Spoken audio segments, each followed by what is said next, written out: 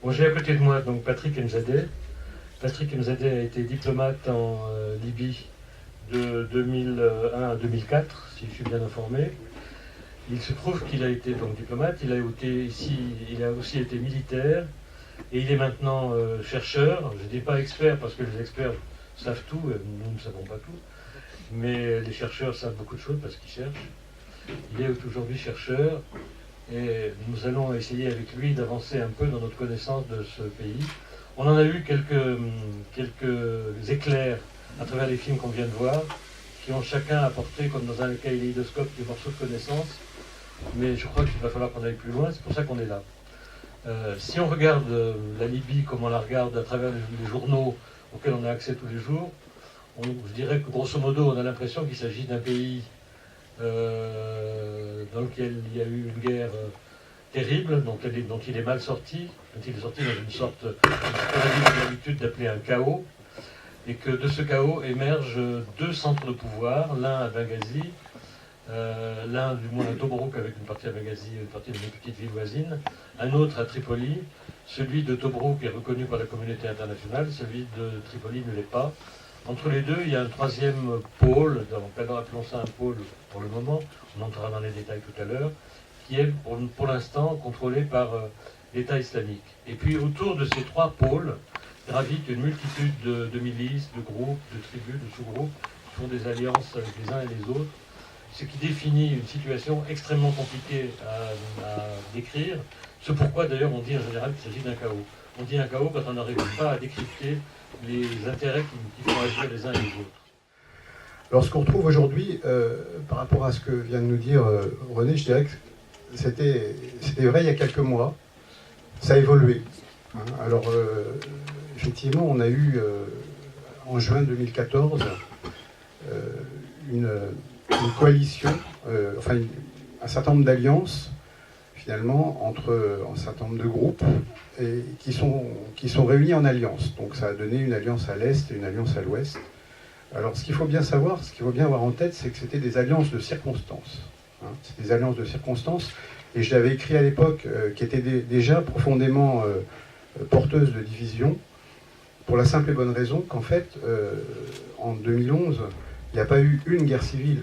Il y a eu autant de guerres civiles, je dirais, que de villages, de villes, de quartiers même, puisque finalement chacun s'est soulevé, et on le voit un petit peu on le sent un petit peu dans les différents documentaires, chacun s'est soulevé finalement avec ses raisons.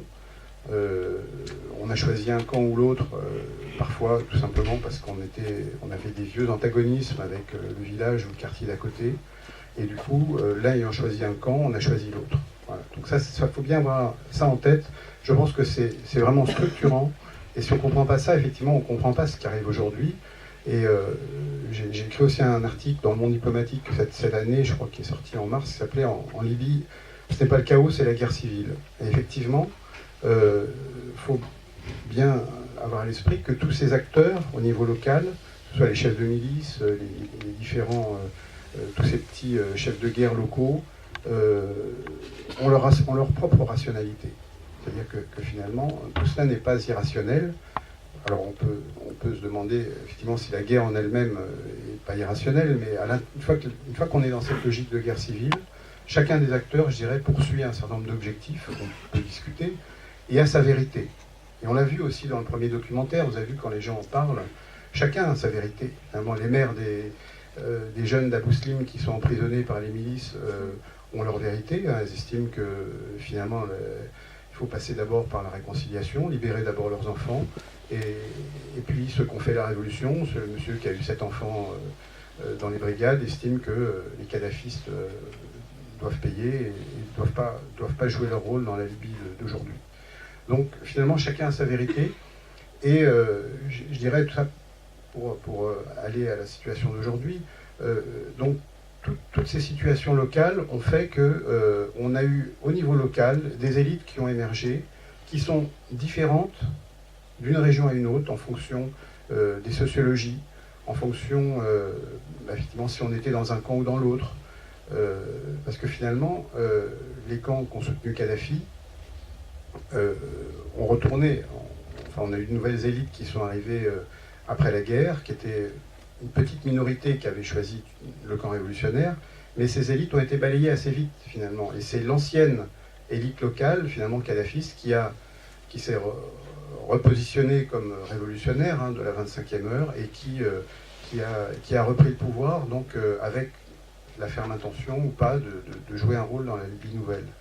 Donc je dirais que voilà, c'est pour ça que ça paraît extrêmement difficile à décrypter de loin et qu'on a souvent tendance à voir dans les médias, surtout étrangers, ce clivage entre islamistes, nationalistes, kadhafistes, anciens kadhafistes. Bon. C'est beaucoup plus compliqué que ça, aussi, et ça, il faut l'avoir à l'esprit, c'est que chacun est porteur de multiples identités, comme nous tous, en fonction de l'heure de la journée. On peut avoir une identité professionnelle, sociale, familiale, religieuse, nationale, et finalement c'est ce qui fait la personnalité de chacun. Alors, bien sûr, en Libye, c'est d'autant plus vrai que l'identité nationale, je dirais, être libyen aujourd'hui, bien, vous avez vu que les protagonistes n'arrêtent pas de dire on est libyen, mais je dirais que ça ne veut plus dire grand-chose. Donc on s'est replié pendant cette guerre sur ces identités, je dirais, premières, c'est-à-dire la ville, le quartier, le village, la tribu, la milice.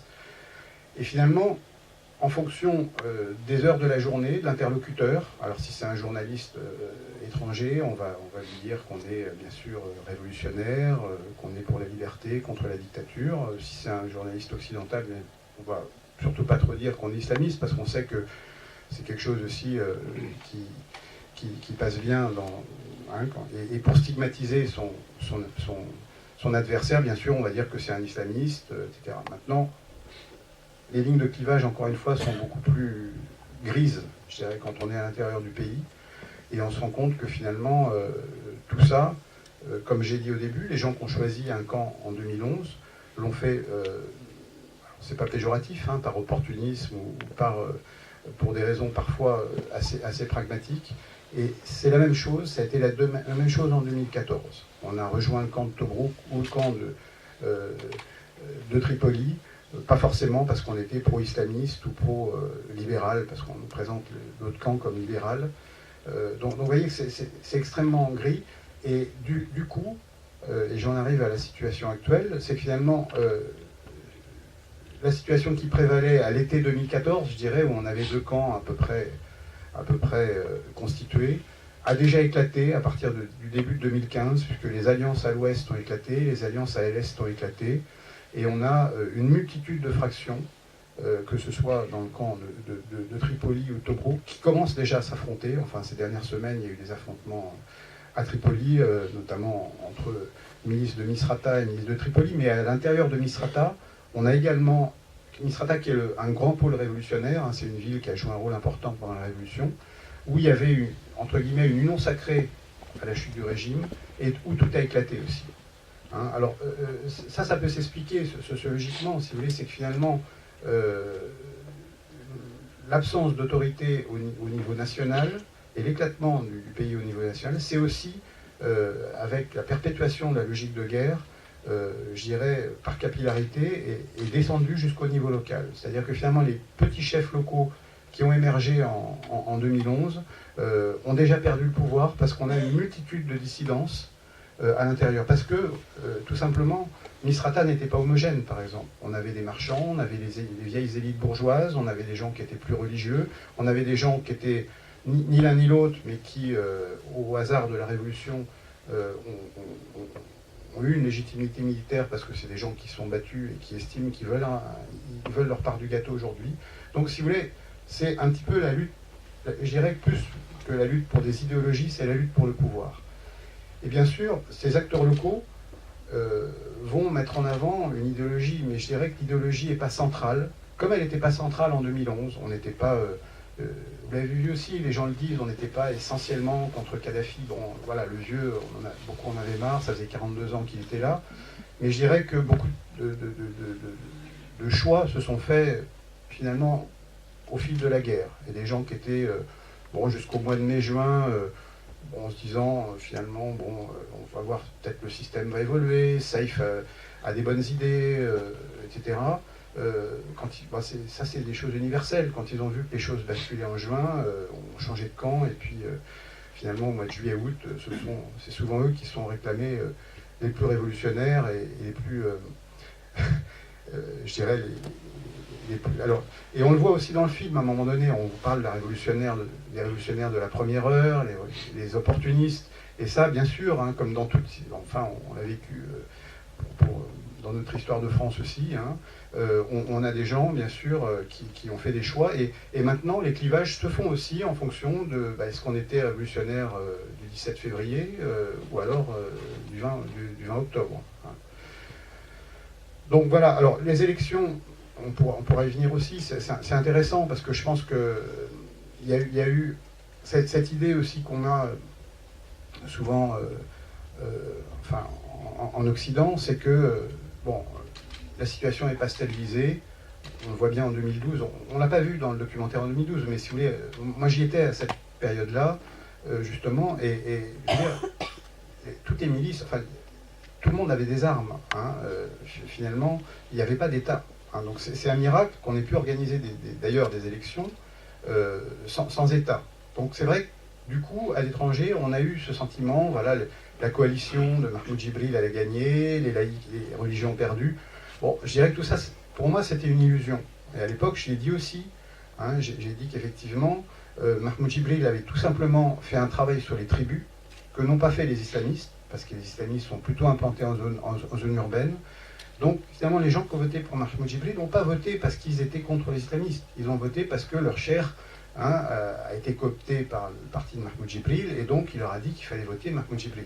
Donc là aussi, il faut bien se méfier de ce qu'on voit ici dans ces élections, et on a pensé que ça s'était bien passé, que ça se passerait bien, et la suite a prouvé qu'effectivement, très rapidement, le CNG était divisé, tous les candidats s'appuyaient sur des milices armées, et finalement, ces divisions ont abouti à ce qu'on a eu en 2014, c'est-à-dire le clash, finalement, et le regroupement entre deux grandes entités. Voilà, donc la situation aujourd'hui, elle est extrêmement fragmentée. On a une logique de violence qui prédomine, et on le voit bien, on sent bien un petit peu, bon, on n'a pas interviewé d'hommes en armes, mais vous voyez, c'est ces jeunes là, qui font du drifting. Hein. Ça existait déjà sous Kadhafi. Hein. Moi, je peux en témoigner, tous les soirs, il y avait des jeunes qui s'amusaient. C'est aussi terrible, parce que finalement, on voyait bien que ça donne un sens à leur vie. Il y a ça, il y a la guerre, il y a l'addiction à la violence, et je crois qu'on ne peut pas nier ce facteur, c'est qu'il y a une génération, moi j'ai des amis qui ont une cinquantaine d'années, qui me disent la génération de la Révolution, elle est sacrifiée. C'est des jeunes qui n'ont connu que la guerre, qui ne se reconnaissent que là-dedans, et qui, quelque part, n'arrivent pas à passer à autre chose. Hein, après 4 ans ou 5 ans dans une milice, comment voulez-vous revenir à l'université, passer des examens, ou alors, oui, il y en a qui sont venus, bon, puis quand ils n'ont pas leurs examens, ils reviennent avec leur groupe le lendemain et ils cassent tout. Donc c'est extrêmement difficile ensuite de repasser, vous voyez, de mettre un territoire sur off et de dire on passe à autre chose. Donc je dirais que voilà, militarisation de la société, bien sûr des armes partout, et puis ensuite une économie de guerre qui s'installe. Économie de guerre, ça veut dire quoi? Ça veut dire qu'effectivement, autour de ces milices, on a un système de prédation, contrôle des migrants, contrôle des trafics d'armes, contrôle de la drogue, contrôle territorial, où effectivement on rançonne les gens qui passent sur des routes, prise d'otages, maintenant ça a commencé aussi.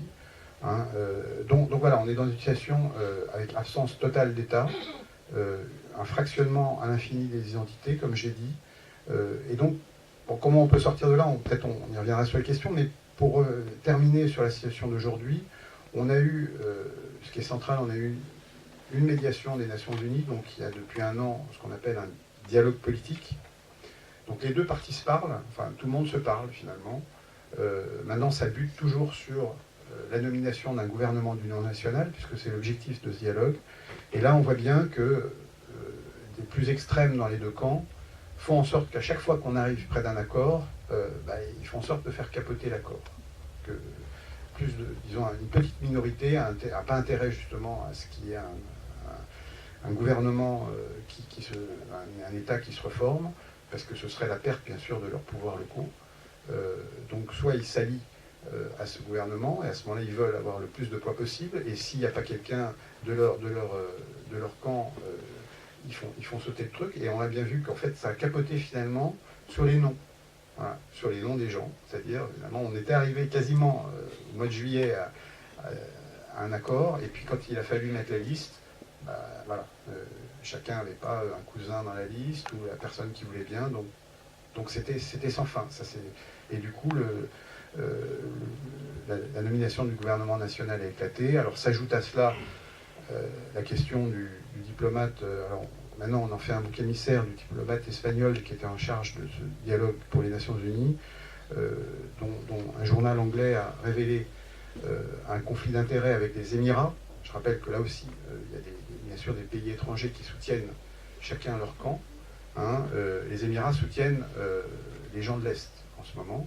Et ce monsieur, enfin Bernardino Léon, le diplomate espagnol, était en même temps en négociation avec les Émirats, c'est ce qui a été révélé. Donc il y a eu des mails confutés, etc., pour avoir un poste aux Émirats rémunéré, très grassement rémunéré, plus de 1000 livres par jour.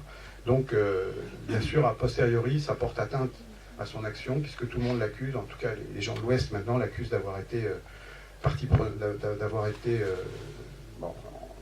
en faveur des gens de l'Est, qui à mon sens n'est pas vrai. Je pense qu'il a été extrêmement maladroit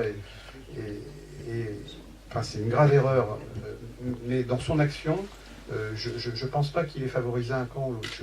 Je pense qu'il a été au maximum de ce qu'il pouvait aller, et que si ça a échoué, c'est pas de son fait. Mais maintenant, il est de bon ton de tout rejeter sur lui, et du coup, l'organisation onusienne en a pris un gros coup en termes de crédibilité, parce que, bien sûr, ceux qui veulent plus d'une négociation de l'ONU disent voilà, regardez ce que ça donne, on ne peut pas leur faire confiance, ils se font graisser la patte par les uns et par les autres. Donc le successeur est un Allemand qui a une grande expérience du Moyen-Orient, parce qu'il était ambassadeur en Irak et en Égypte, puis représentant de l'ONU en RDC. Et il va lui falloir reprendre, alors capitaliser peut-être sur ce qui a déjà été fait par son prédécesseur, c'est-à-dire remettre tout le monde autour d'une table, et en particulier tous les acteurs locaux. Parce qu'il n'y aura pas de sortie de crise possible sans que le maximum d'acteurs locaux, ça rejoint ce que je disais au début, soient associés à un dialogue, voilà, pour espérer enfin que ça puisse marcher. Mais je pense que ce sera de toute façon très long, très chaotique, et qu'on risque d'avoir à nouveau des pics de violence dans les semaines et les mois à venir. Est-ce qu'on peut dire qu'il y a des éléments politiques, ou des éléments d'alliance, ou des comportements, ou des choix de comportement par rapport à la société qui caractérisent les pôles? Qu'est-ce qui les différencie, en dehors du fait que les uns sont à Tripoli, l'autre est à Tobrouk? Sur quoi repose la différence? C'est la première question que je voudrais poser. La deuxième question, c'est est-ce que c'est l'existence de ce chaos, c'est-à-dire de cette espèce de vide d'État, qui a provoqué l'irruption de l'État islamique qui n'était pas là au début? Oui, alors, la première question, justement, je ne pense pas que fondamentalement, il y ait des sociologies extrêmement différentes. Alors, encore une fois, les gens vont vous déclarer, à l'Ouest, nous, on est des vrais révolutionnaires, et les gens de l'Est, c'est des gens de l'Ancien Régime. Alors, c'est vrai que sociologiquement, un certain nombre de gens qui ont pris la tête à Tobrouk sont je dirais, partie du camp des révolutionnaires disons, qui ont basculé une fois que le courant, que l'insurrection avait déjà commencé. Donc c'était souvent des gens qui travaillaient avec l'Ancien Régime, soit des militaires, soit des conseillers de la famille Kadhafi. Mahmoud Jibril, c'était un très proche de Saif al-Islam, hein. C'est quelqu'un qui était vraiment, pas dans le premier cercle, mais dans les premiers cercles autour de Kadhafi. Donc si vous voulez, pour les gens de l'Ouest, ces gens-là, il faut les éliminer. C'est pas possible de revoir, on n'a pas, comme on l'a vu dans le film, ils ne peuvent pas imaginer qu'on s'est battu pendant 8 mois pour revoir ces têtes. Hein. Donc il y a une perception, même si au niveau de la troupe, je dirais, de la majorité des gens qui sont à l'Est, c'est pas le cas. Hein. Mais en tout cas, les figures de proue sont sociologiquement des gens qui sont plutôt la bourgeoisie, proches de l'Ancien Régime, souvent d'anciens militaires. Voilà. À l'Ouest, on a sociologiquement des gens qui sont souvent d'anciens opposants, mais plutôt d'opposants islamistes, puisqu'il faut savoir que je dirais que la seule opposition structurée à Kadhafi, c'était les islamistes. Hein. Il n'y avait pas d'opposition laïque, ça ne veut rien dire laïque en Libye de toute façon. Vous voyez bien, tout le monde ponctue son discours de citations religieuses. On est vraiment c'est pas la Tunisie où on a un courant laïque historiquement fort, et enfin, en tout cas laïque, voilà, séculariste, mais c'est pas le cas. Et personne n'osera se prétendre comme tel en Libye. Donc, voilà, donc c'est des gens qui étaient des opposants, qui sont connus en prison.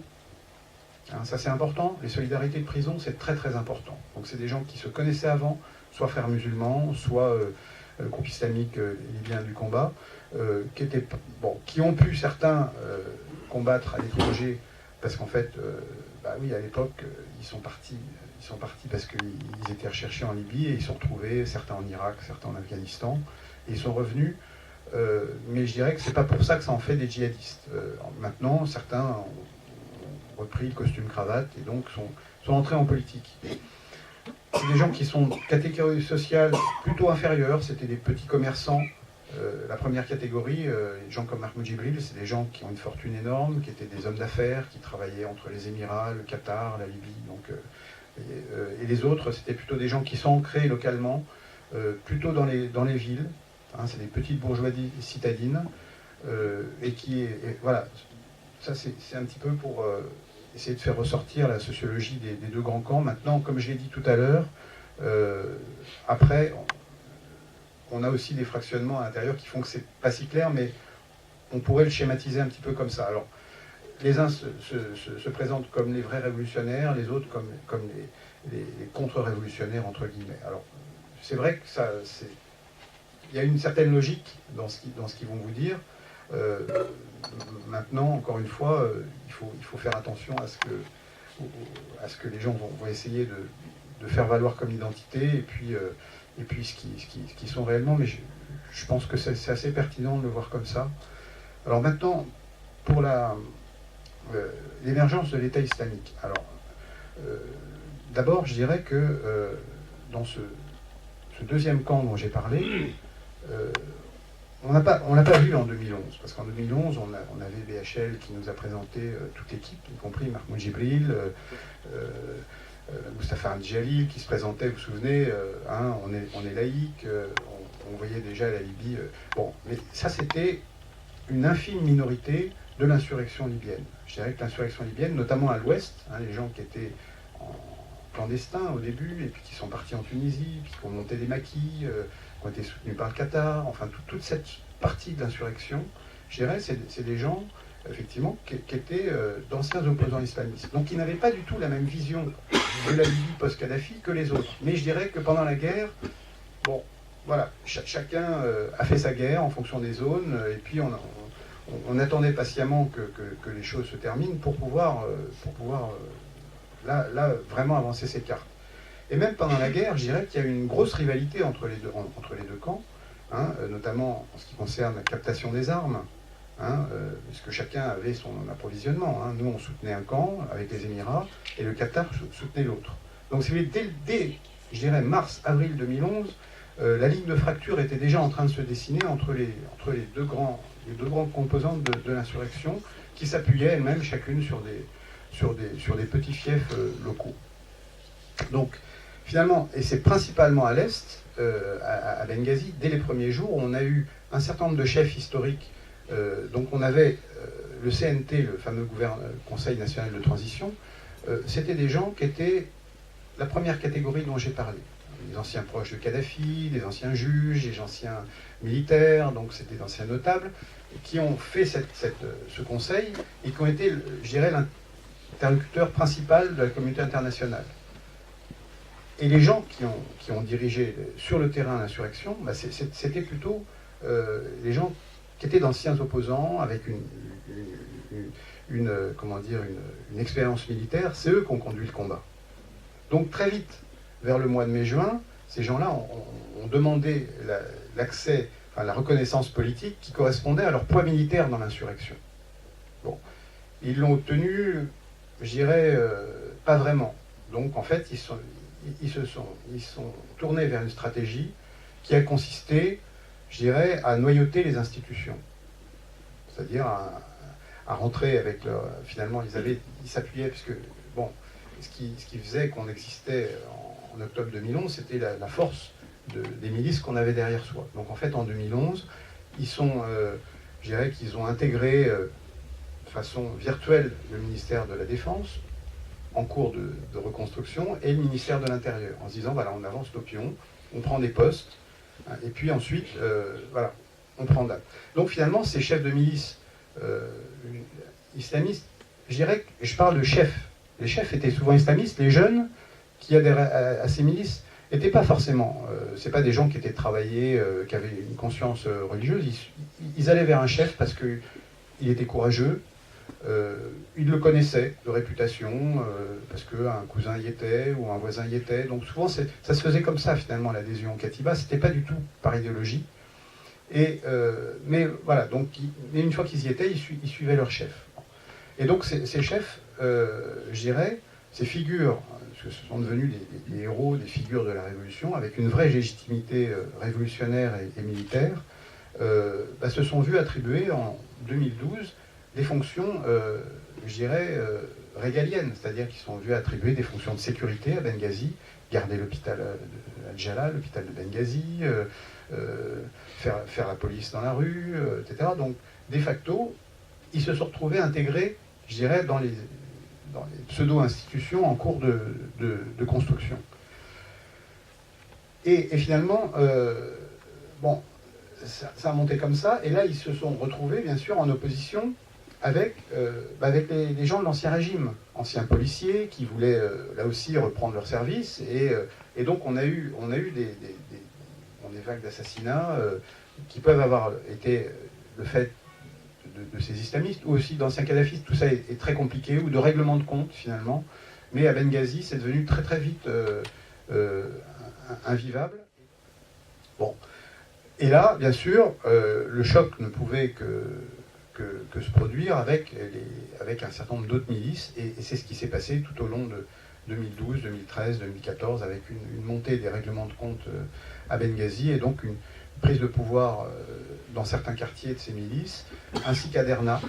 Derna, c'est une autre ville où traditionnellement, elle a une sociologie très particulière. J'ai fait tout un chapitre de mon livre que j'ai écrit sur la Libye de Kadhafi, sur Derna, parce que c'était déjà le cas sous Kadhafi. Et donc à Derna, on a eu aussi l'émergence d'une milice, disons, proche d'Ansar al-Sharia. Ansar al-Sharia, c'est des gens qui sont des djihadistes, takfiristes, c'est-à-dire takfiristes, c'est que, grosso modo, quand vous n'êtes pas d'accord avec moi, vous êtes un apostat et vous méritez qu'on vous combatte. Hein. Alors, ceci dit, c'est des gens qui ont fait un travail, dans un premier temps, ils ont travaillé sur le caritatif, ils ont fait un vrai travail de terrain, alors avec des fonds, là aussi on peut s'interroger, il y a eu des fonds qataris, il y a eu des fonds saoudiens, hein, parce que bien sûr ils prônent une idéologie wahhabite aussi. Et donc ce travail s'est fait progressivement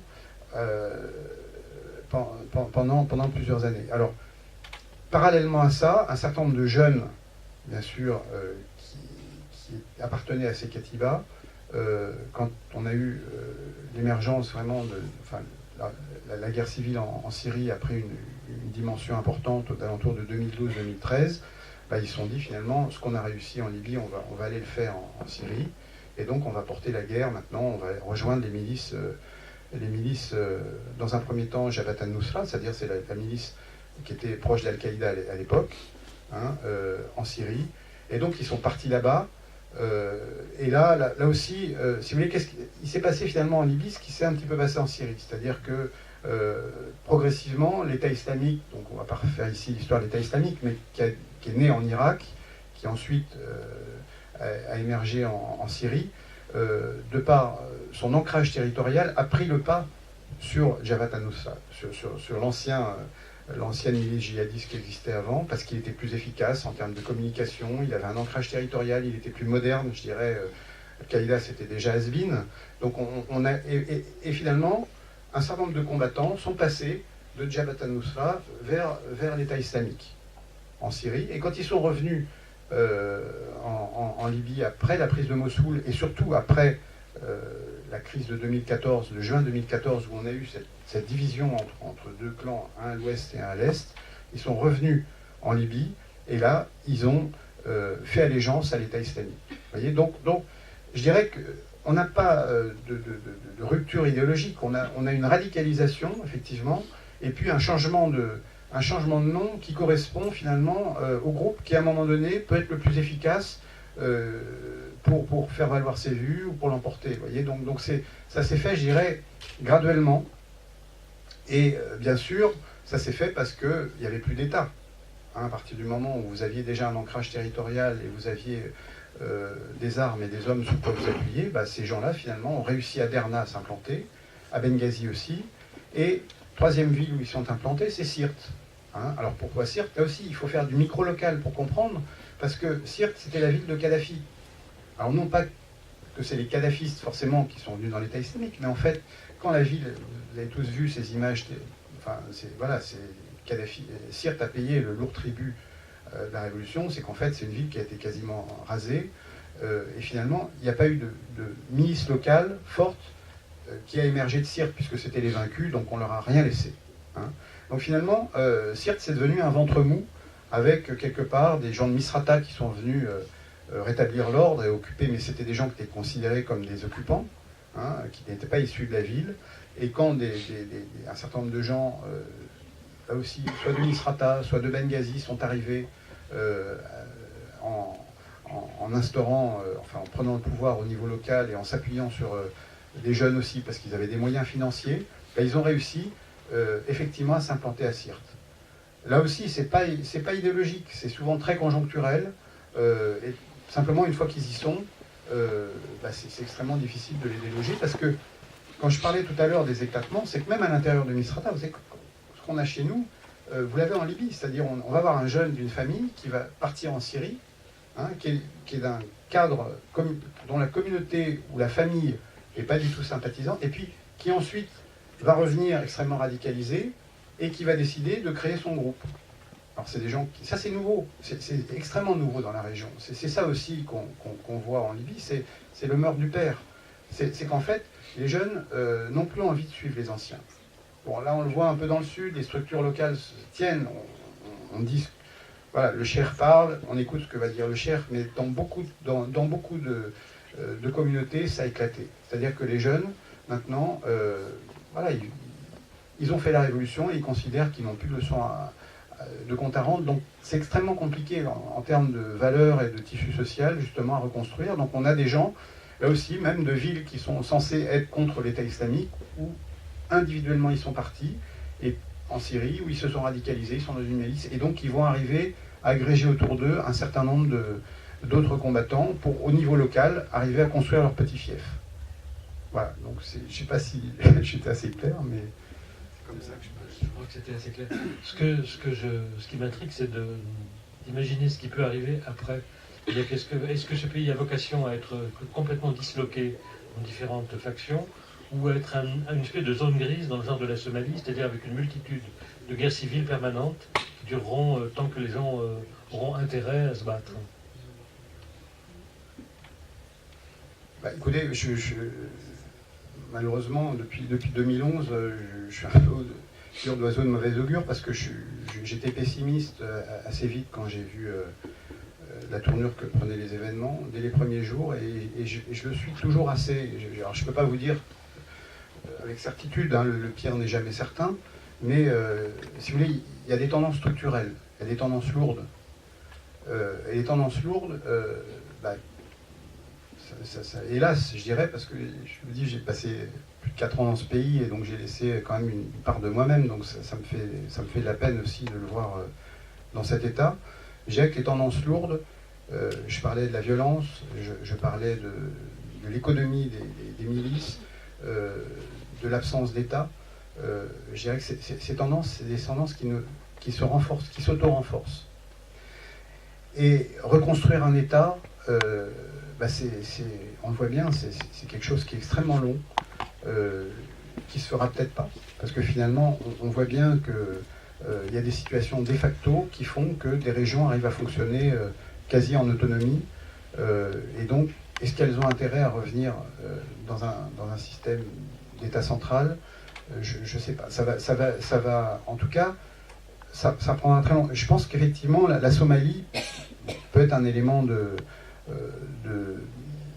comparaison, c'est-à-dire une situation grise entre la guerre et la paix, entre un État et une situation de non-État, effectivement. Alors maintenant, vous savez, on avait beaucoup dit que, bon, on avait dit oui, ça ne peut pas être la Somalie, la Libye, vous voyez, parce qu'il y a le pétrole, et tout le monde a intérêt à ce qu'on ne touche pas au pétrole, parce que c'est la ressource de tout le monde. Donc ça, c'est effectivement une rationalité. Et puis, dans les faits, bah, vous vous rendez compte que ça ne s'est pas passé comme ça. C'est-à-dire que oui, la Libye, c'est un pays riche, 1,5 million de barils le jour pour 5-6 millions d'habitants, à 80 $ le baril à peu près, je ne sais pas quel est le cours en ce moment. Vous voyez qu'ils ont largement de quoi, effectivement, construire un pays du type les Émirats. Bon, eh bien non. En fait, là, ils en sont à 300 000, même pas 250 000 barils le jour. Donc, actuellement, la Libye vit sur les réserves de la Banque centrale. Bon, ça ne va pas durer longtemps, hein. Ils en ont pour encore 2 ans de ressources, et ensuite c'est la pénurie. Donc ça veut dire que là, pour le compte, bah, le peu de ressources qu'il y a, on va chercher à ces accaparer. Donc ça va être encore une fois, pour l'instant les sites stratégiques ont été relativement épargnés par les violences, mais vous pensez bien que dans un contexte où il n'y aura plus rien, bah, il va falloir essayer de s'emparer soit des sites d'extraction, soit des terminaux, et donc ça risque, là encore une fois, de recréer les combats. Donc malheureusement, ce qu'on avait souvent présenté comme un facteur structurant, c'est-à-dire la nécessité pour tous d'accéder à la rente pétrolière, bah, ça n'a pas fonctionné.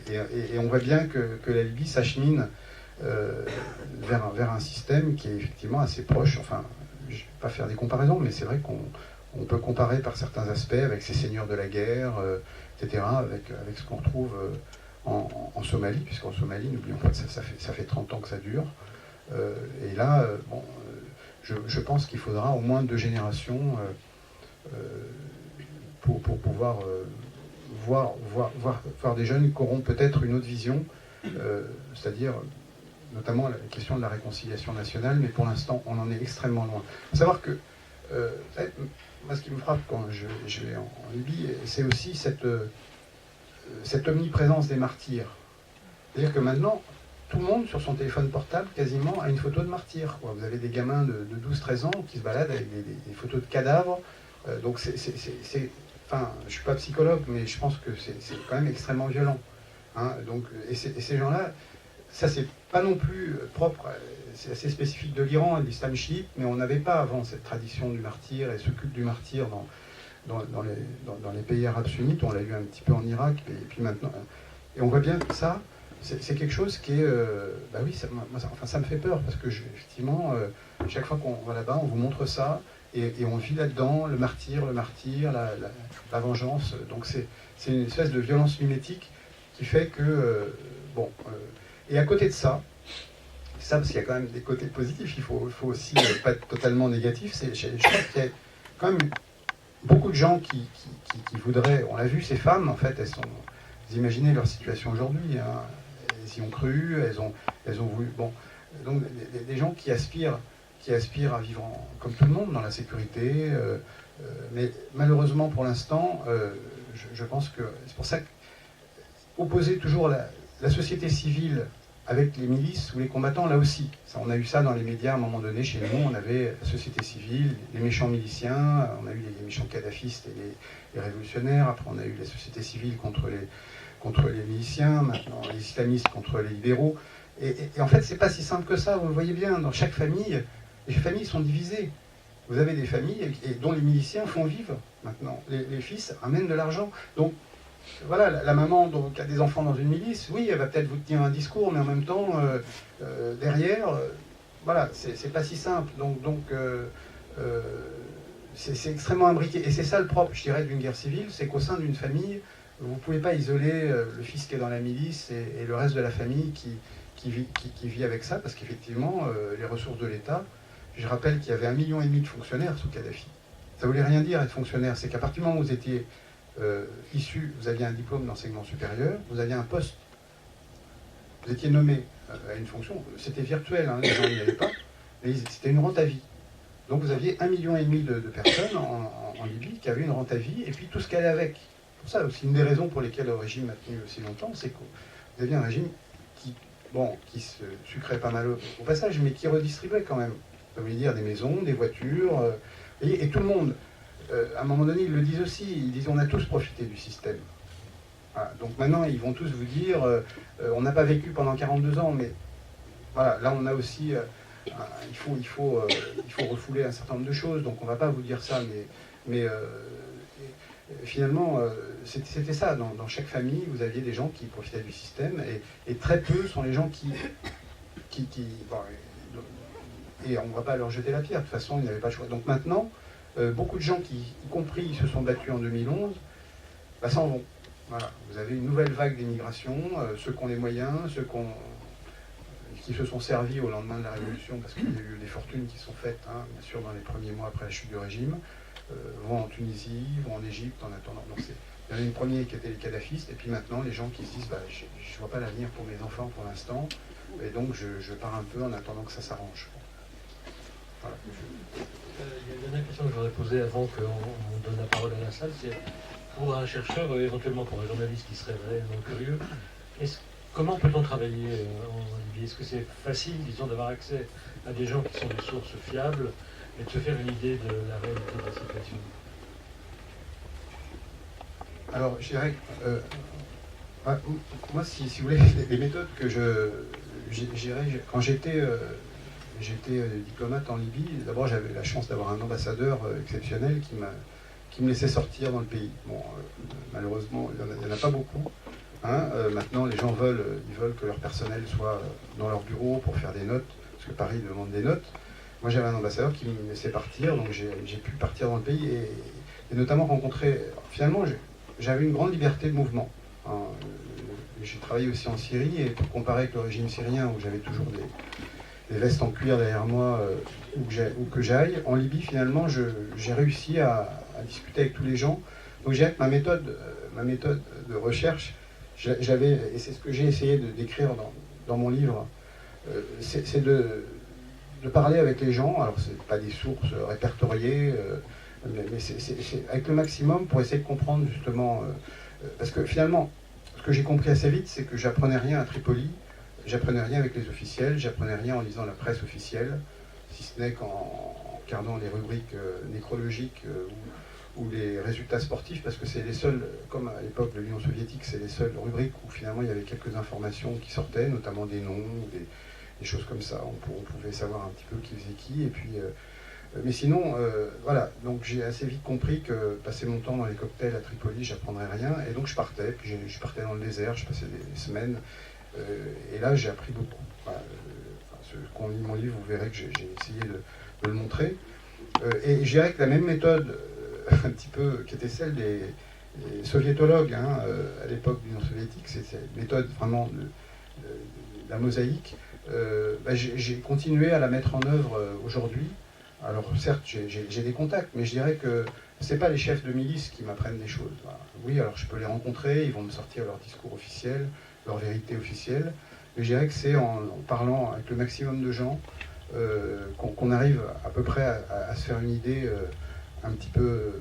Donc il faut aller au contact, il faut pas passer son temps, il ne faut pas se laisser bourrer le mou par les discours sur la liberté, sur voilà, l'autre et machin, et puis aller au-delà. Et c'est vrai que c'est difficile, parce que ça veut dire que je pense que la langue est un élément important.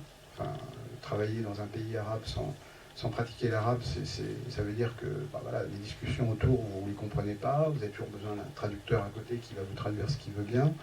Il va vous faire rencontrer des gens aussi qui sont les interlocuteurs un peu attitrés des journalistes. Donc souvent, je dirais que c'est en s'imprégnant de l'ambiance, en y passant du temps, c'est un petit peu comme ça qu'on peut se faire... donc voilà, pour un journaliste, je dirais, c'est y aller longtemps, y aller régulièrement. Alors en ce moment, c'est dangereux, hein, je ne vous le cache pas. Mais je dirais que c'est un petit peu ça pour moi qui permet de faire la différence avec le reporter qui va 2 jours, 3 jours, qui balance ses papiers et puis qui dit un petit peu à Paris ce que les rédactions ont envie d'entendre, à savoir des choses assez binaires. enfin, je ne critique pas du journaliste, mais je veux dire, pour avoir lu un petit peu, ce que je résumais tout à l'heure, malheureusement, voilà, il faut faire des choses accrocheuses, il faut que les gens aient des idées simples, et donc c'est un petit peu aussi ce qu'on leur demande. Donc voilà, c'est pour ça que j'ai aimé aussi ce documentaire, parce que on ne nous dit pas ce qu'on doit penser. Voilà. Souvent dans les documentaires, ce qui me gêne, c'est les commentaires off, voilà, avec ça c'est ceci, ça c'est cela. Et là, je pense que laisser la parole aux gens, c'est là qu'on ressent un petit peu vraiment voilà, la société, ce qui se passe. Est-ce que vous parlez arabe? Je crois que c'est clair. Oui, j'ai fait l'hypothèse que oui, mais vous ne l'avez pas dit. Ah non, non, mais parce que oui, j'ai passé 15 ans au Moyen-Orient, je parle arabe, bien sûr, et notamment le libyen. Alors, vous savez, l'arabe, c'est une école du militaire, hein, l'arabe. Je me débrouille bien en arabe littéraire et en fousra et en quelques dialectes, dont l'égyptien, l'irakien, le syro-libanais et le libyen maintenant.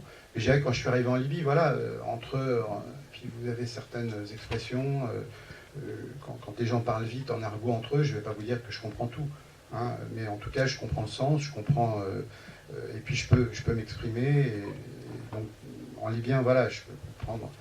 Mais encore une fois, en plus d'une région à une autre, vous savez, quand vous allez dans le sud, vous avez des gens qui parlent avec un accent, un accent très fort, qui ont le bédouin, qui ont à l'est, c'est un dialecte. Donc, les gens qui vous disent, moi je parle tous les Arabes du Maroc au Golfe, je dirais que, bon, j'en connais pas beaucoup. Hein, voilà. Mais oui, je suis capable, bien sûr, c'est ma langue de travail quand je suis dans les pays arabes. Et j'écris aussi. Est-ce qu'il y en a parmi vous qui ont envie de poser des questions après ce tableau assez sombre, je dirais, de la situation libyenne et des perspectives qui s'ouvrent devant ce pays?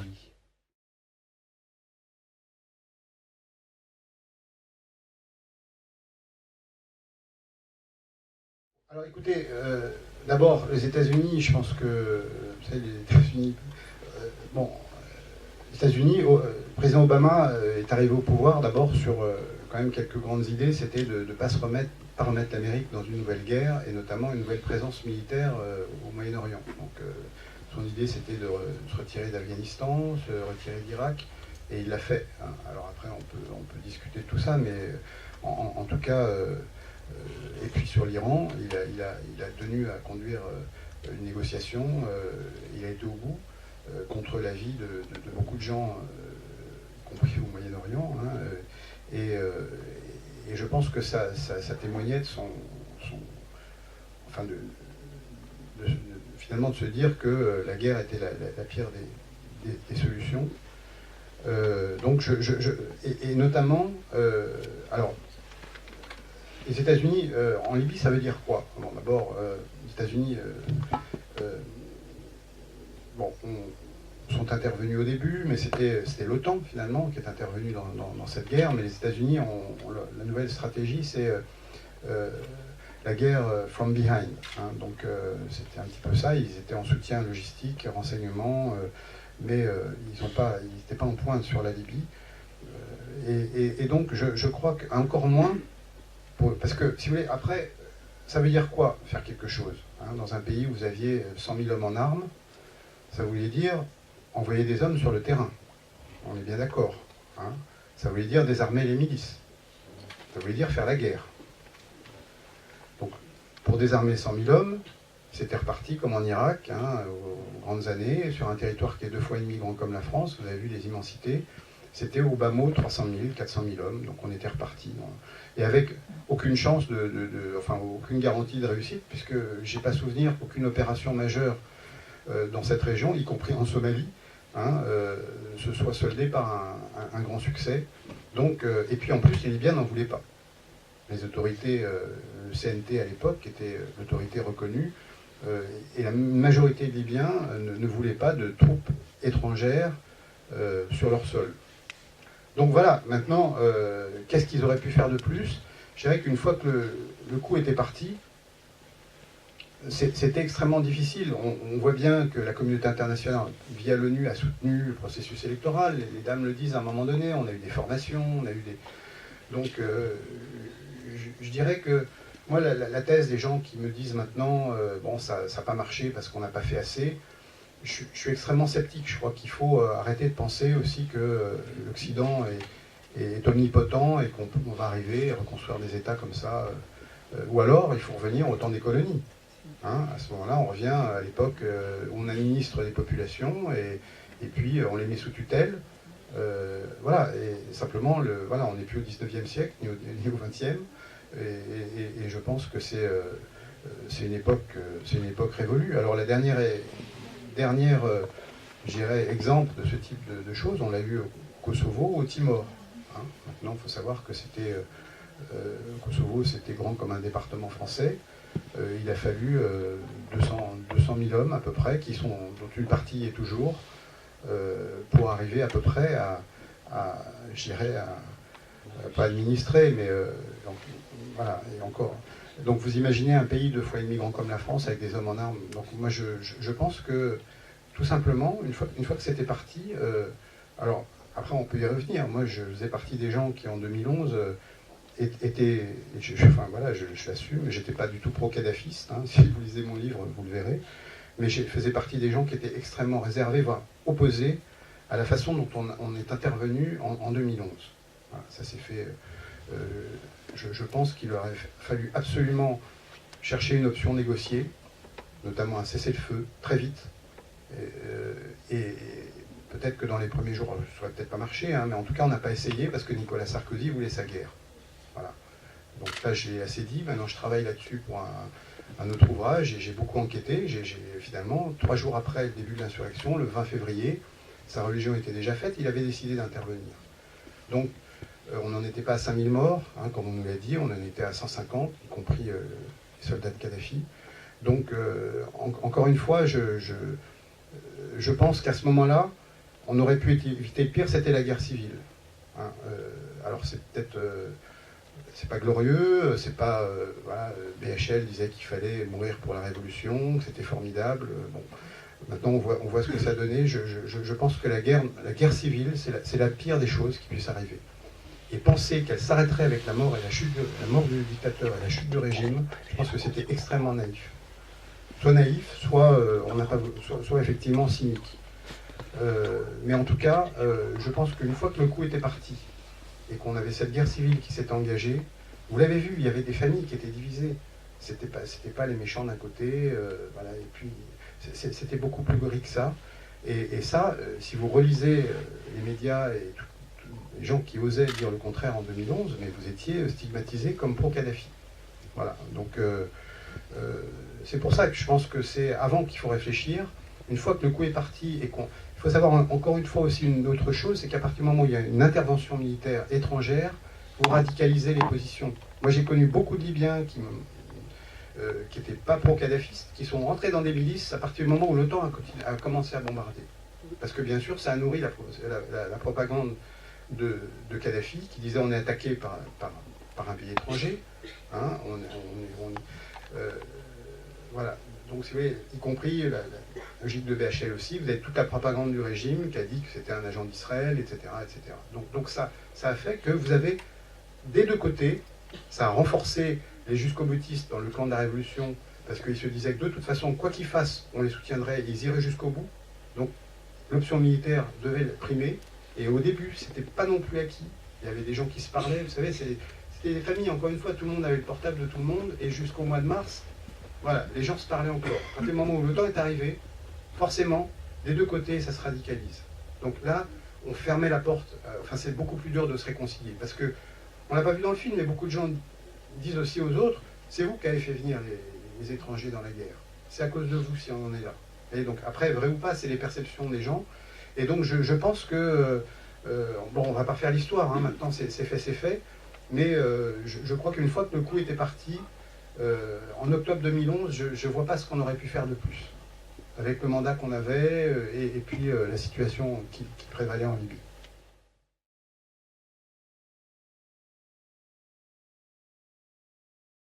Bah, écoutez, oui, je dirais, alors, général Haftar, c'est qui en fait? C'est un monsieur qui a été un général de Kadhafi, jusqu'à la guerre du Tchad. Grosso modo, c'était lui qui commandait les troupes libyennes au Tchad dans les années 80. Il a fait défection, il est parti vivre aux États-Unis, à côté du siège de la CIA d'ailleurs, en Virginie. Et puis il est revenu dans les valises de l'insurrection en février, enfin en mars 2011, avec des ambitions d'être chef d'état-major des armées. Bon, donc ça s'est pas bien passé pour lui. Grosso modo, c'est lui qui contrôle le Parlement de Tobrouk actuellement. Bon. Alors c'est vrai qu'il y a une... Si vous voulez, Iftar, il se voit en général Sissi, en maréchal Sissi. Hein. C'est un petit peu... il pense qu'avec un régime... alors il s'appuie sur les militaires de l'ancien régime, il a recruté les tribus de l'Est, donc les 9 grandes tribus de Cyrénaïque, il a réussi à les coopter. Et grosso modo, voilà, il mène son combat contre tout ce qui n'est pas d'accord avec lui, c'est des terroristes et c'est des islamistes. Alors il n'a aucune chance militairement de l'emporter, mais effectivement, il a le soutien de l'Égypte. Pourquoi? Parce que l'Égypte en Cyrénaïque, d'abord a un problème, effectivement, une perception de la situation libyenne. C'est pour eux, elle, c'est un foyer de djihadistes, c'est un foyer d'armes, donc il faut quelqu'un qui soit de son camp, et Haftar, effectivement, est le candidat idéal. Hein, Haftar, c'est un général, il parle la même langue que Sissi, hein, tout ce qui n'est pas d'accord avec lui, c'est des terroristes. Il a déclaré la guerre aux islamistes au sens large, et donc, je dirais qu'il y a une alliance stratégique, et sur le terrain, il y a une alliance tactique aussi, bien sûr. On le sait, il y a des véhicules blindés qui ont été fournis par l'Égypte aux hommes d'Haftar, qui se présentent comme armée nationale libyenne, mais en fait c'est une milice comme une autre. Hein, oui, alors, bien sûr, alors pas que, il y a aussi les Émirats, hein, qui sont alliés, puisque en 2014, les Émirats sont intervenus directement en Libye par des bombardements, avec d'ailleurs des Mirages français, Mirage 2000, vendus par la France. Ils sont intervenus directement avec le soutien de l'Égypte, puisqu'en fait ils ont décollé d'Égypte. Donc oui, ça rentre dans ce que je n'ai pas développé, mais il y a une internationalisation de la crise libyenne, avec des soutiens émiriens, égyptiens et saoudiens à un camp, et puis des soutiens plus discrets et peut-être moins efficaces, mais tout autant existants, du Qatar, du Soudan et de la Turquie à l'autre camp. Et l'affaire du diplomate, il y a eu une autre suite. Alors bon, là c'est pareil, il y a une autre affaire qui a été révélée la semaine dernière, ou il y a 15 jours, je crois, par le New York Times. Alors, est-ce que c'est vrai, est-ce que c'est pas vrai? Mais en tout cas, il y a des mails qui ont été récupérés qui feraient état de livraison d'armement, de drones, enfin d'armement assez sophistiqué, émirien, à la coalition d'Haftar. Donc oui, bien sûr, il y a des soutiens. Bonjour, moi j'aurais une question concernant la légitimité des Nations Unies et des interventions, ce qu'on appelle des interventions humanitaires, suite à justement l'intervention libyenne. Et quel est votre point de vue de diplomate par rapport à ça? J'entendais dire que vous aviez été en Syrie. Quelle a été votre réaction quand vous avez lu la résolution qui a été votée, qui disait qu'on allait faire une zone d'exclusion aérienne sur la Libye? Est-ce que vous ne pensez pas que cette intervention qui se fait vraiment avec un mandat du Conseil de sécurité marque pas justement le désaveu compte tenu de, enfin à mon sens, le rôle qu'a pris l'OTAN à prendre parti dans le conflit? Et est-ce que ça peut expliquer des choses sur la Syrie et le non-interventionnisme qu'on connaît aujourd'hui? Merci. Alors, d'abord, je pense que c'est comme tout. Je crois que j'essaye de dissocier, parce que dans cette affaire, on nous a présenté l'affaire libyenne comme un grand succès diplomatique. C'est vrai qu'Alain Juppé, à l'époque, a réussi à bâtir une coalition et à convaincre notamment les Russes pour voter la résolution 1970 et 73 ensuite, protection des populations civiles, puis d'abord la zone d'exclusion aérienne. Donc, si vous voulez, je pense qu'au plan diplomatique, on peut dire que bon, la manœuvre a été plutôt réussie, compte tenu des objectifs qui s'étaient assignés. Ensuite, la guerre, la guerre purement militaire, vous savez, les militaires vont vous dire, souvenez-vous de la visite victorieuse hein, de Sarkozy et Cameron à Benghazi en septembre 2011. C'était l'euphorie, on avait gagné la guerre. Et gagner la guerre, ça ne veut pas dire gagner la paix. Donc on l'a bien vu. C'est une deuxième chose. On peut avoir un succès diplomatique, on peut avoir une victoire purement militaire à un moment donné, c'est-à-dire la chute du régime en l'occurrence. Maintenant, gagner la paix, et on voit bien, c'est une autre affaire. Donc c'est pour ça que dans toutes ces affaires, je crois qu'il faut avoir une vision à beaucoup plus long terme qu'une vision purement diplomatique ou militaire de la situation.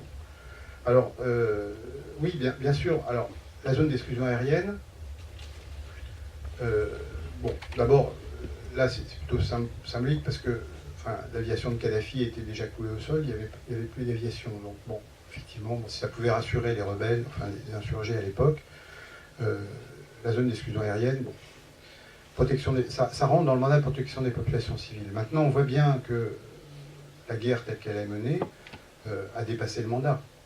Hein, la protection des populations civiles, à la limite, une fois qu'on avait réussi à sanctuariser les sanctuaires de l'insurrection, on aurait pu essayer d'avoir un cessez-le-feu et de dire, bon, maintenant, non, en fait, c'était pas le cas. On a mis des conditions tout de suite qui étaient irréalisables avec la barre très haut, c'est-à-dire que Kadhafi doit quitter la Libye, disparaître, partir. Voilà. Donc, vous savez, ceux qui connaissent un peu Kadhafi et son régime savent que c'était ni Ben Ali ni Moubarak et qui ne partiraient pas. Donc, c'était des conditions irréalisables. Donc, ça veut dire qu'on devait aller jusqu'au bout de la guerre, hein, défaire militairement l'ennemi, casser l'État libyen. Voilà. Donc là, je pense qu'on a dépassé largement le mandat de la résolution. Alors, est-ce que ça a une incidence sur les positions russes sur la Syrie? Bien sûr. Hein, à l'époque, c'était Medvedev qui était président, et ça aurait été Poutine, je pense qu'ils ne se seraient pas abstenus, ils auraient mis un veto. Bon, les rapports de pouvoir étant ce qu'ils sont, je ne suis pas spécialiste de la Russie, mais c'est ce que beaucoup de spécialistes m'ont dit. Et quand Poutine est revenu au pouvoir, ils ont dit voilà, on s'est fait avoir une fois sur la Libye, on ne sera pas avoir deux fois, maintenant c'est veto. Bon, ça correspond aussi au retour de la Russie sur la scène internationale. Donc on est dans un jeu géopolitique qui n'était pas forcément celui qui était... c'était pas forcément le même en 2011. Hein. Il y a une ambition de puissance à nouveau de la Russie qui va au-delà de sa puissance régionale et d'un retour sur la scène moyen-orientale. Donc ça c'est une première chose. Donc moi je ne dissocie pas l'affaire libyenne de l'affaire syrienne. Hein. Une autre chose que j'appliquerais aussi à l'affaire syrienne, alors bon, après on peut être d'accord ou pas, mais je pense que le fait de se dire, encore une fois, on a gagné la guerre en Libye, voilà, le régime est tombé, Kadhafi est mort, ça a beaucoup influencé les dirigeants de l'époque qui se sont dit, bah, finalement, oui, on ferme l'ambassade, Bachar est condamné à court ou moyen terme à suivre le même sort, et puis on accompagne l'insurrection et ça va faire comme en Libye. Pas manque de chance, vous voyez, si vous reprenez là aussi tous les éditoriaux et tous les écrits de l'époque, on donnait Bachar partant dans 6 mois. Hein, bon. Donc, on a fermé toutes les portes avoir une ambassade dans un pays, c'est pas forcément être à la merci du... Mais c'est avoir une source d'information indispensable sur les rapports de pouvoir, c'est avoir la capacité de faire passer des messages. C'est pas forcément garder un ambassadeur, mais garder une ambassade. Bon, on voit bien que là aussi, en Syrie, première chose qu'on a faite, on a fermé notre ambassade. Vous savez, les Américains en Iran ont beaucoup regretté, enfin, à l'époque où la France avait une ambassade et pas eux, c'est toujours le cas, ils sont extrêmement friands hein, des informations qu'on peut avoir, de l'ambiance, de tout ça. Donc, ça veut dire que dès le départ, on a fermé tout canal diplomatique. Et là aussi, je dirais que en diplomatie, si on parle qu'à nos amis, aux gens, bon, je dirais qu'on ne parlerait plus à beaucoup de gens. Donc, et on voit bien que la diplomatie française, on est arrivé à une certaine époque. Maintenant, je trouve qu'on est assez proche de ce que faisaient nos conservateurs en 2003, c'est-à-dire que, grosso modo, on n'a pas de solution diplomatique, on ferme l'ambassade, on fait la guerre. Et bon, alors là maintenant, on voit bien que sur la Syrie, 4 ans après, d'autres enjeux sont arrivés. Alors on va vous dire c'est parce qu'on n'est pas intervenu que l'État islamique va émerger. Enfin bon, on peut effectivement tout imaginer. Mais je pense que voilà, l'illusion du succès de l'affaire libyenne a contribué aussi à nous laisser espérer que ça se passerait de la même façon en Syrie et donc à rester un petit peu sur la même ligne en disant bon,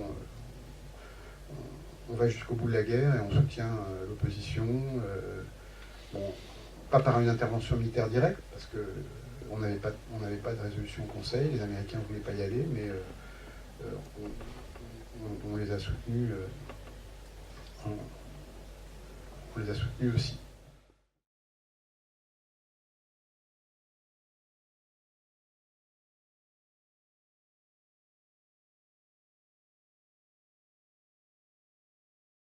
Ça a un impact très important, alors à plein de niveaux. D'abord par la communauté libyenne importante en Tunisie, donc aussi bien des Kadhafi, entre guillemets, anciens kadhafistes que des anti-kadhafistes. Bon, ça c'est une première chose, donc ça veut dire que bon, ça a eu des conséquences, plein de conséquences sur le prix de l'immobilier, dans un certain nombre de villes, vous avez des Libyens qui ont effectivement plein d'argent et qui ont fait grimper les prix. Donc il y a des mécontentements parce qu'effectivement, les Tunisiens qui ont pourtant accueilli à bras ouverts les Libyens, les réfugiés libyens en 2011, bon, dans certaines régions ou quartiers, c'est difficile, la cohabitation est difficile. Bon. Donc ça pose des problèmes. Alors après, bien sûr, il y a un autre problème, c'est le problème sécuritaire. Hein, c'est que vous avez un pays avec plus d'État et des armes qui circulent partout, avec des frontières qui sont poreuses. Hein. Bien sûr, vous ne pouvez pas contrôler. Je connais bien la frontière entre la Libye et la Tunisie. C'est extrêmement difficile à contrôler, d'autant plus que les milices qui tiennent les zones elles-mêmes sont impliquées dans les trafics. Donc, pas forcément là aussi par idéologie, mais par business. Donc il va y avoir des armes qui vont entrer au profit de certains groupes armés tunisiens qui sont vendus par des tribus aux plus offrants, hein, par des milices aux plus offrants. Ça c'est la deuxième chose, hein, qui a de quoi effectivement inquiéter les autorités tunisiennes et donc la fragile démocratie tunisienne. Et puis la troisième chose, je dirais, qui est importante aussi, c'est le nombre de Tunisiens qui travaillaient en Libye et qui envoyaient de l'argent. On en a parlé, on a vu les immigrés tout à l'heure, mais il faut savoir que 80% des immigrés qui venaient en Libye à l'époque venaient pour y travailler et renvoyer de l'argent. Ils ne venaient pas pour passer en Europe. Il y en a quelques-uns qui passaient bien sûr, mais la majorité, c'est vrai qu'il y avait plus de 2,5 millions de travailleurs immigrés, majoritairement subsahariens, en Libye, et aussi maghrébins, aussi tunisiens, bien sûr égyptiens, il y avait 700 000 Égyptiens, et tous ces gens renvoyaient l'argent chez eux. Donc je dirais que maintenant, c'est un manque à gagner aussi, notamment pour les provinces du sud de la Tunisie, qui vivaient beaucoup avec l'apport de ces personnes qui envoyaient l'argent au pays. Donc voilà, ça a des impacts à beaucoup de niveaux.